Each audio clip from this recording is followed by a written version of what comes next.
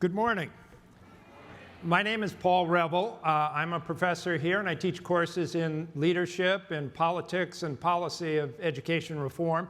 I'm a professor of practice. You'll find that our faculty here is a rich mix of scholars and folks who come from practice, and I come from the practice of policy and educational politics. Most recently, I was chairman of the Board of Education in the state of Massachusetts, and then ultimately Secretary of Education in Massachusetts. So I bring to this work the practical experience of life in the hurly-burly of the real world of education policy, and the focus of my work has been to develop systems that deliver on the promise of excellence and equity in American public education. So that's what I want to talk about today.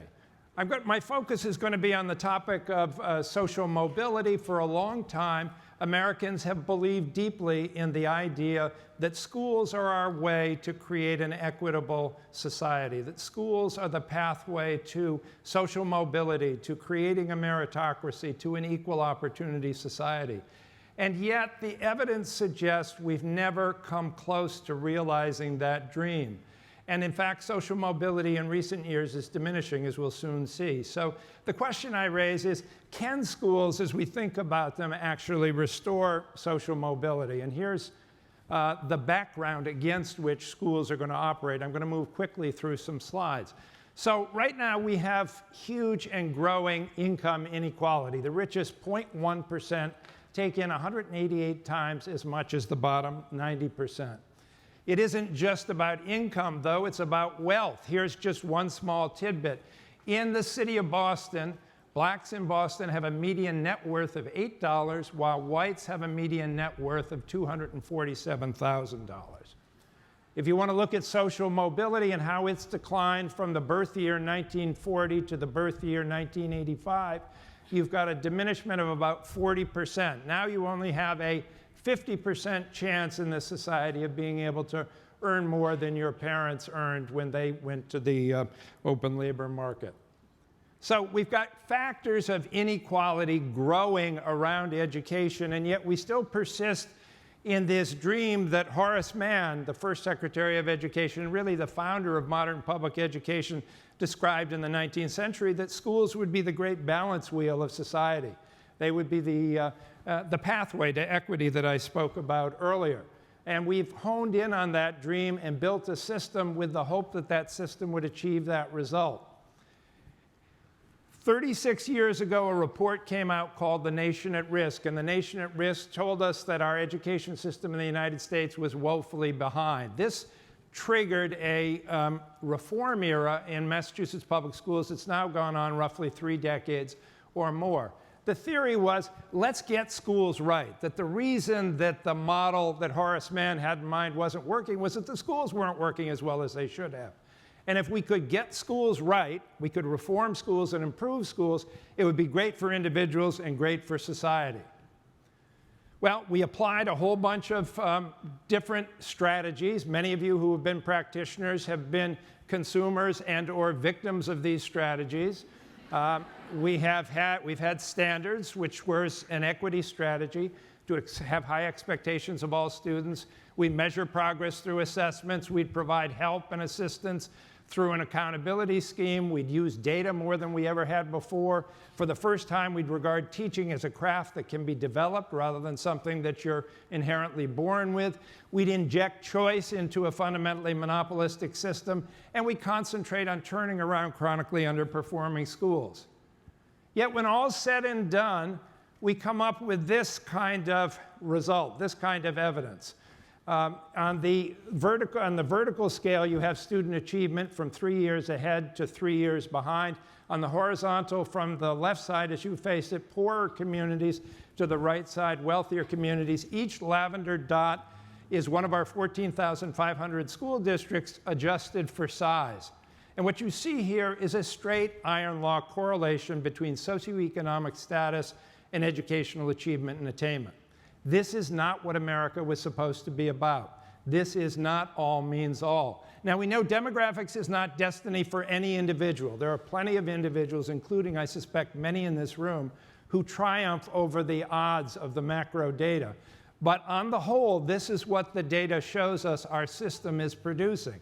And that's not what we set about to achieve in education reform, and not what we need as a nation. So what we can conclude from this is that schools alone, as currently constituted, aren't sufficient to do the job of all means all, to create an equitable system. What does that mean? What's the problem? Schools don't take into account the impact of poverty, the challenges of disadvantage.